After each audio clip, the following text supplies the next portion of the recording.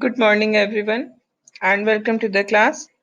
We are doing the revision of the chapter, the Cold War era, and under this chapter, we have done questions, very short type questions, which are very much suitable for multiple choice questions.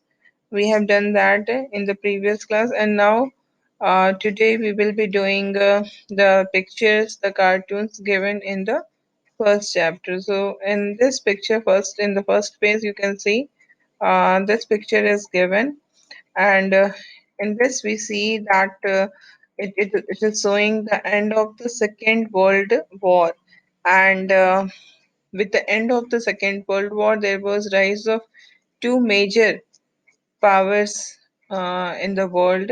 The first is shown by this. This is the flag of USA. You can say it, isn't it? This is the flag of USA, and the next one, this is the flag of USSR. So these two superpowers emerged in the world politics, and these two pictures actually symbolizes the victory of the US and USSR in the Second World War.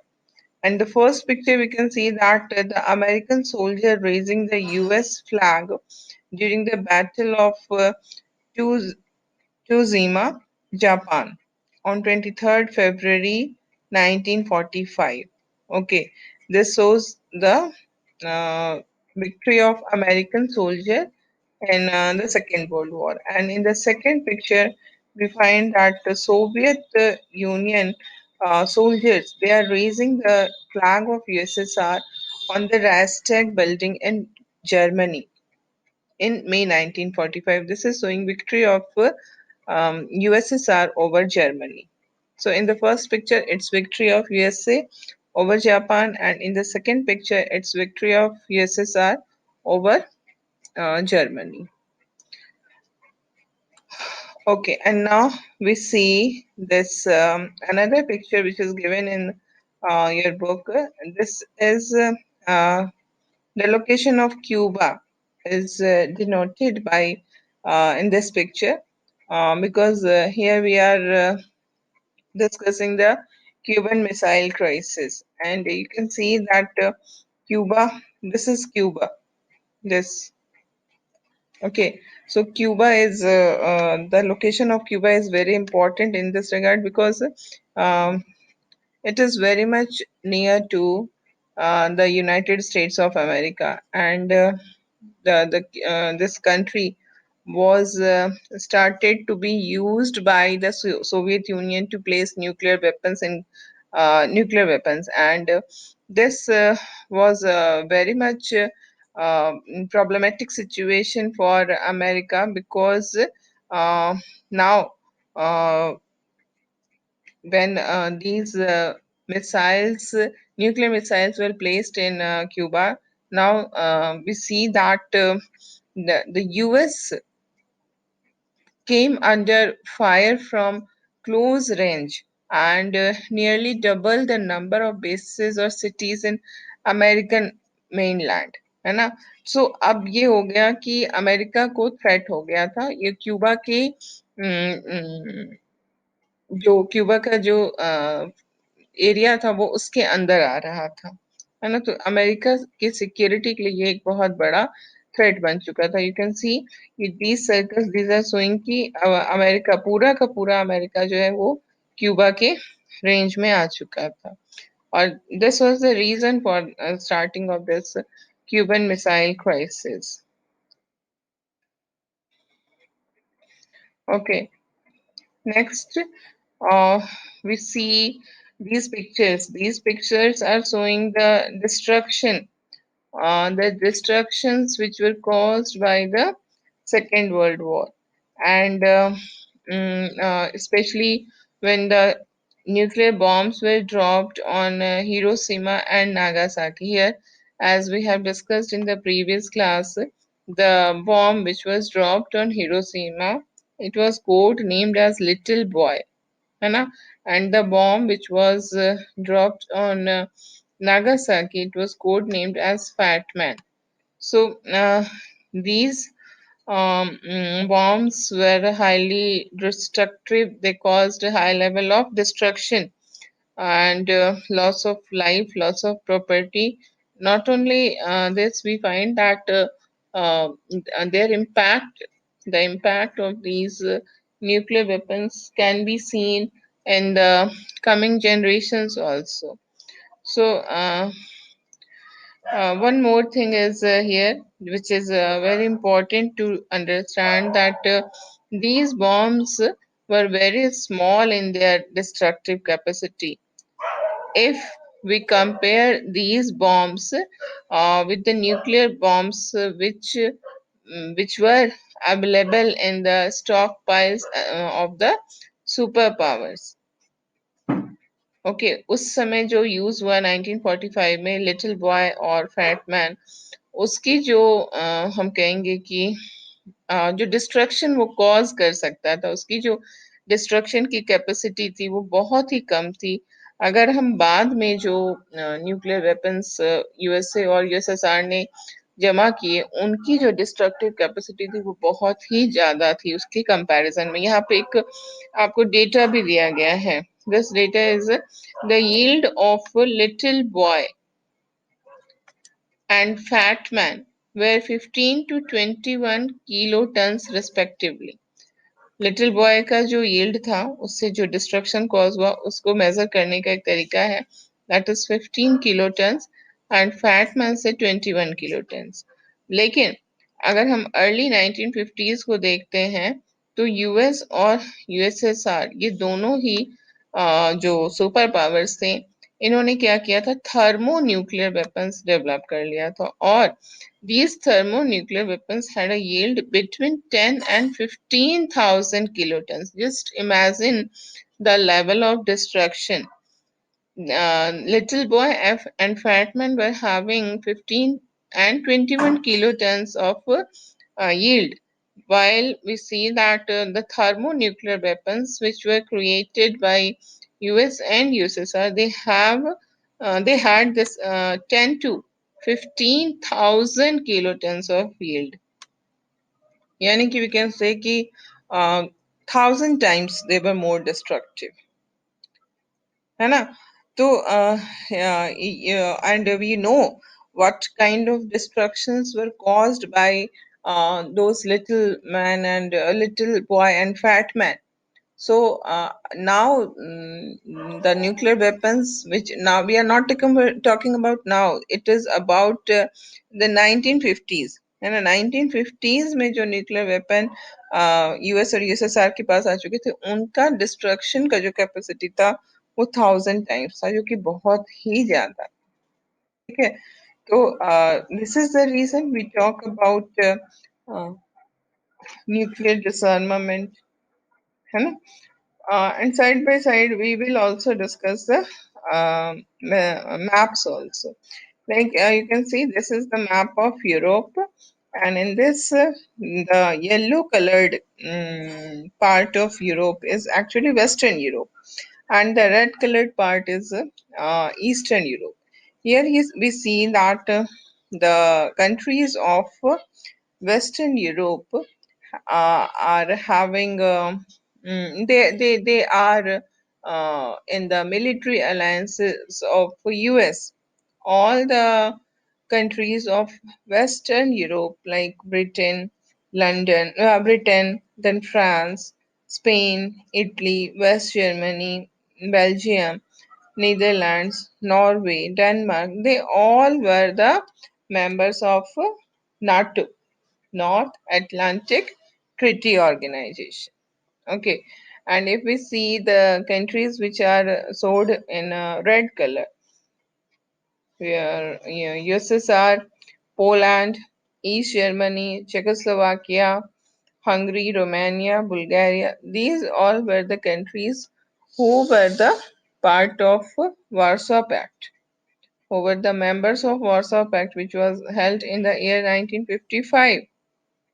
है ना so as we have seen we have discussed about it that from because of this cold war the whole world was divided into two parts. Was started to be divided into two parts, and this division started with Europe only.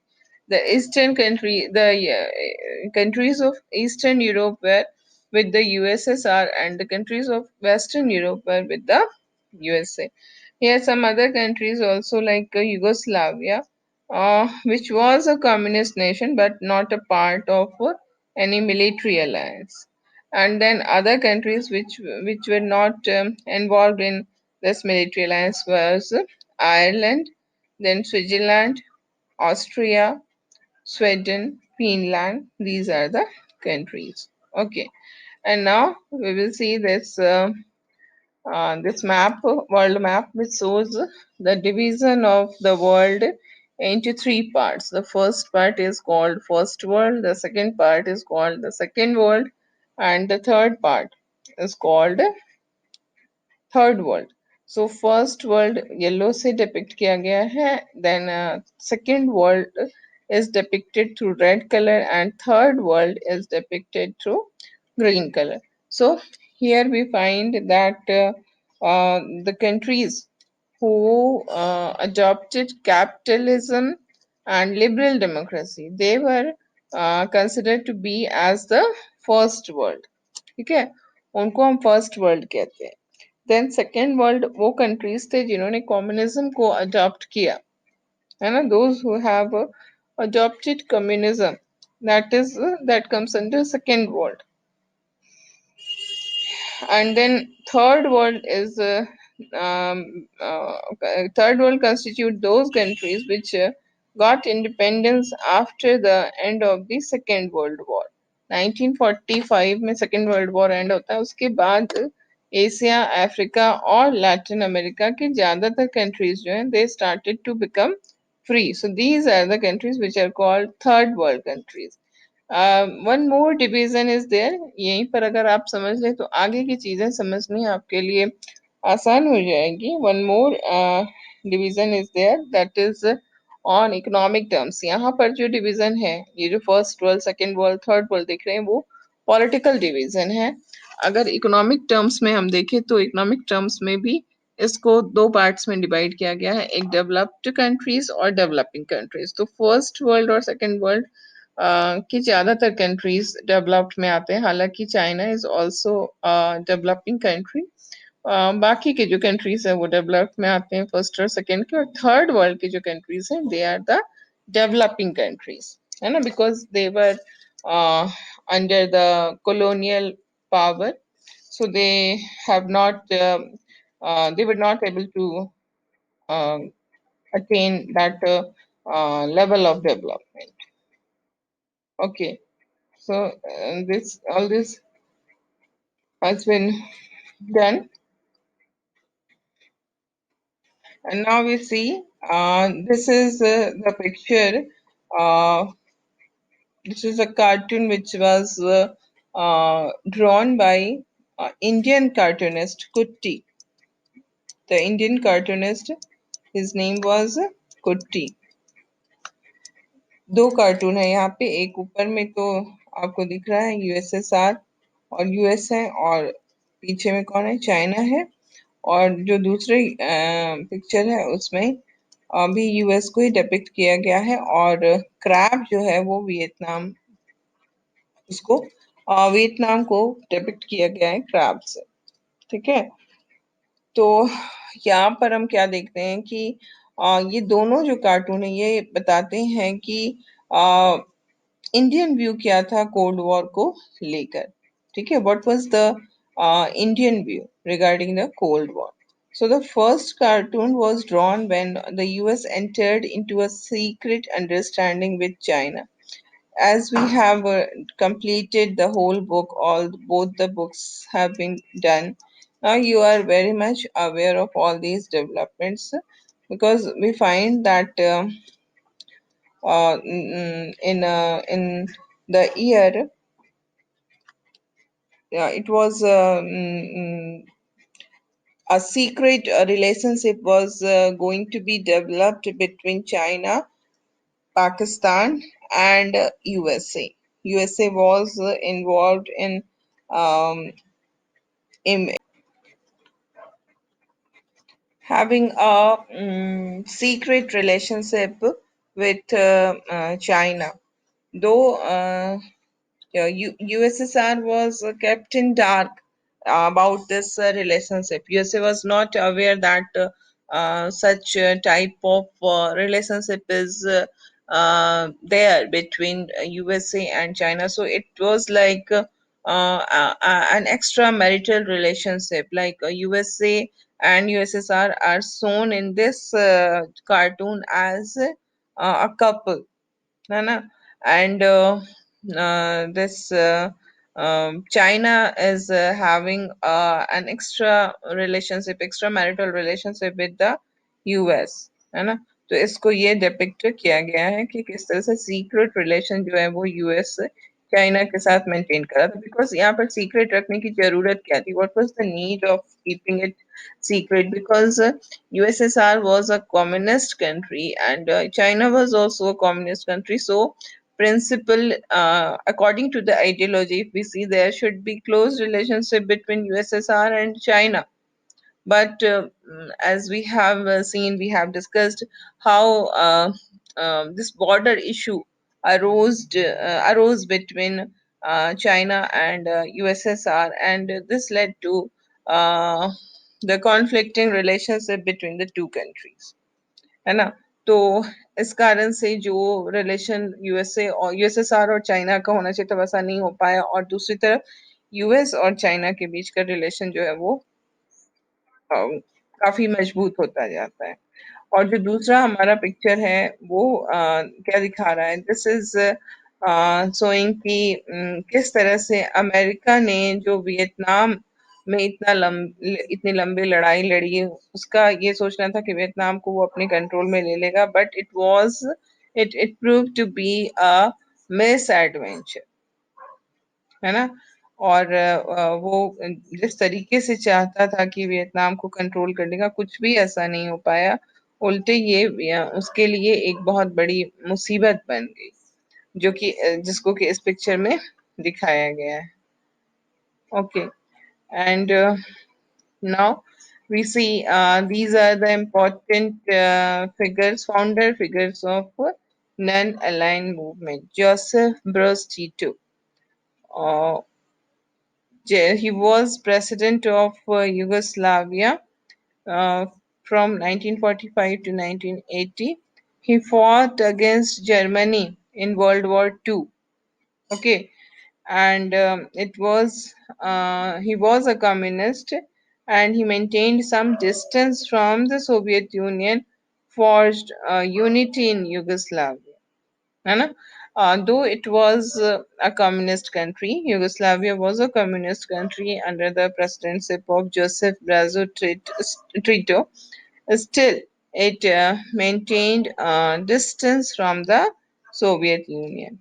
Okay, because he is the founder father of non-aligned movement. If Yugoslavia, because it was a communist country, it became if it is started to have an alliance with this USSR, then it could not have been possible for Yugoslavia to be in the leadership position in the foundation of this non-aligned movement.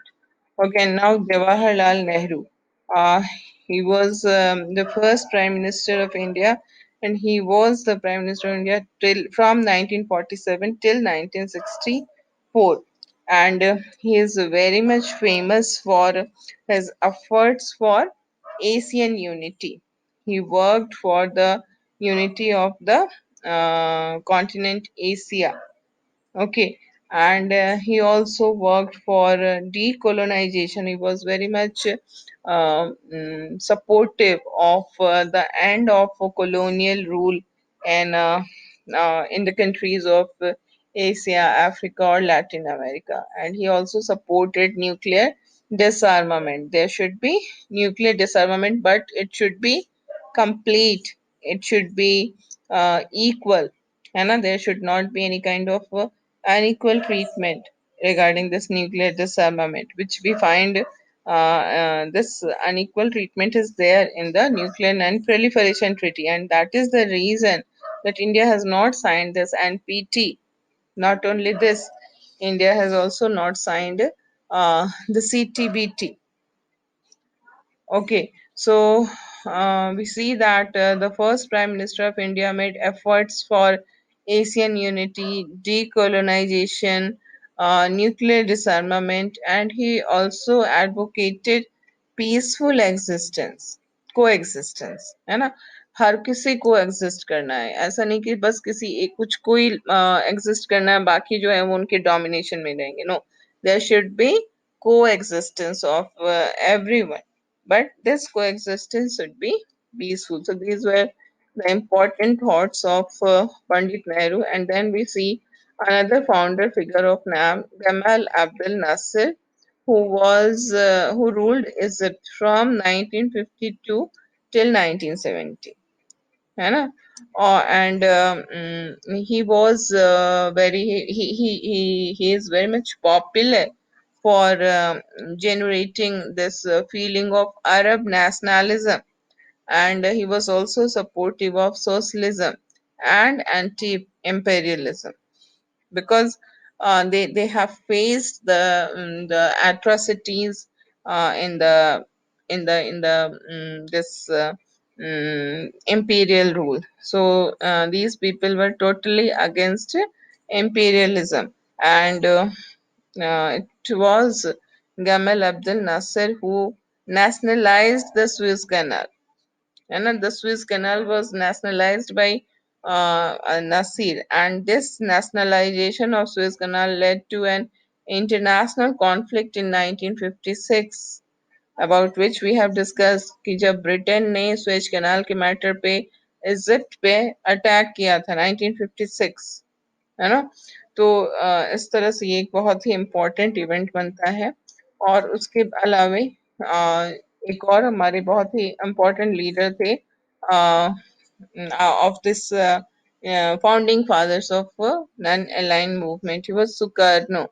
Sukarno, he was the first president of Indonesia from 1945 to 65, and he led the freedom struggle, and he was supportive of the this demand of socialism, and he was against imperialism. He organized the Bandung Conference, and this Bandung Conference is very much important for the unity of African and Asian nations, though later we find that he was overthrown in a military coup. एक military कूप होता है जिसमें उनको overthrow कर देता है किया जाता है. ठीक है. And now we see the next is Kwame Nkrumah. He was the first prime minister of Ghana. Okay, घाना के वो फर्स्ट प्राइम मिनिस्टर थे. 1952 से 66 तक वो पावर में रहे थे. And Kwame Nkrumah was actually the leader of freedom movement in Ghana, and he advocated the cause of socialism. They all are supportive of socialism because we know socialism always talks about the upliftment of the poor. So if any person is concerned about the interest of the poor, the needs of the poor, then they are regarded as socialist. है ना? So this Kwame Nkrumah was also a socialist, and he talked about African unity. He opposed neo-colonialism, and this neo-colonialism is uh, because of, as we have seen in the globalization, what happens that the MNCs, multinational companies, are set up in any country. They use the resources of our country, and by using these resources they made a new thing. Only thing is packaging उसकी बहुत दूसरी जगह हो जाती है, assembling दूसरी जगह हो जाती है, और फिर वही चीज हमारे ही कंट्री में आकर बहुत ही हाई प्राइस में बिकती है. इसी को हम न्यू कॉलोनियलिज्म कहते हैं. ठीक है. सो we see that he was opposed to this idea of neo-colonialism, and uh, he was removed in a military coup, just like as we have seen Gamal Abdel Nasser, he was also removed in a military coup. Okay, so we have done the chapter and now what is left, जिसको कि हम नहीं कर पाए हैं, नहीं किया है हमने, वो ये कोल्ड वॉर का टाइमलाइन दिया हुआ है. Here you must understand that this जो ये प्लस साइन वाले वो हैं information saying this is not supposed to come in your final examination. Still, you must go through this because in order to understand the chapter, it is very important to understand the timeline. कब क्या हुआ था, है ना? So you must go through all these. और इसके अलावे जो हम देखते हैं वो ये है कि एक जब पूरी बुक आपकी खत्म हो जाती है तो लास्ट में एक है. Yes, this is the page number. It's page number 14. Arms control के लिए जितने भी ट्रीटी हुए हैं उनको इसमें बताया गया. ये भी प्लस साइन वाला, इसलिए इसके भी आने का जिसको कहा जाए पॉसिबिलिटी कम है.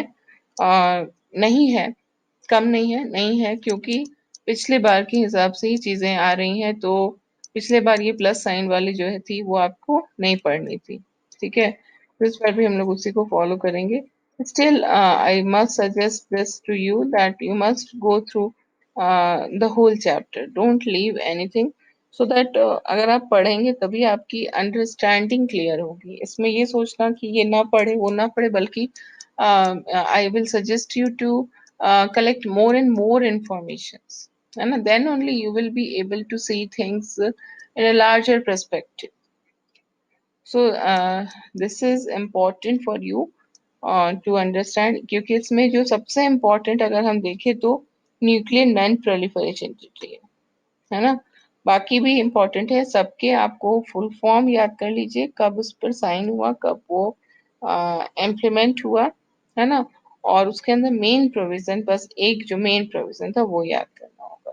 अब जैसे हम इस nuclear weapon nuclear non proliferation treaty को ही देखते हैं, तो इसमें क्या कहा गया कि जिन कंट्रीज ने, है ना, ये बहुत ही सही कानून नहीं है, सही ट्रीटी नहीं है. इसमें ये कहा गया न्यूक्लियर वेपन स्टेट कौन है.